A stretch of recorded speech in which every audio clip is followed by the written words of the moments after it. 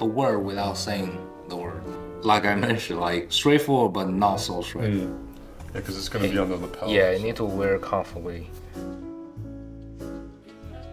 Reaching 10-year anniversary at Principal M, I mean, it's a milestone. Start from nothing, build a brand, build a team, and build a community. And I think looking back at it, you know, if I had to do it all over again, would I? Yeah, absolutely.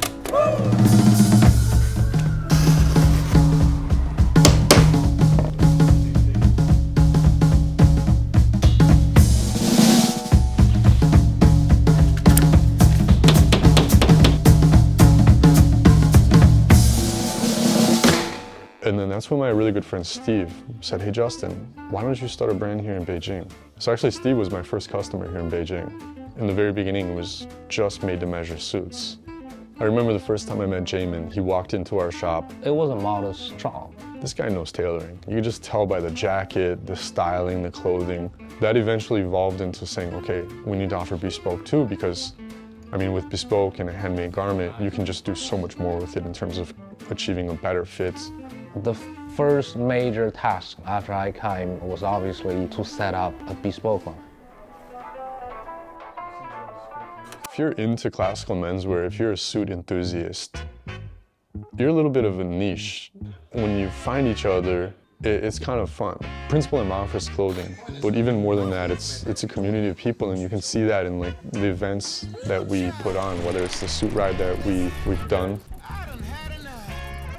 or even our annual Christmas party. Christmas party, everybody just enjoying the music, enjoying the food, enjoying the drinks. All right.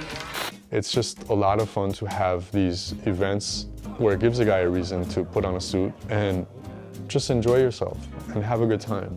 Everybody at these events has one thing in common. We love suits and clothing. I remember the first time we held a trunk show, we had Igarashi and Higashi here.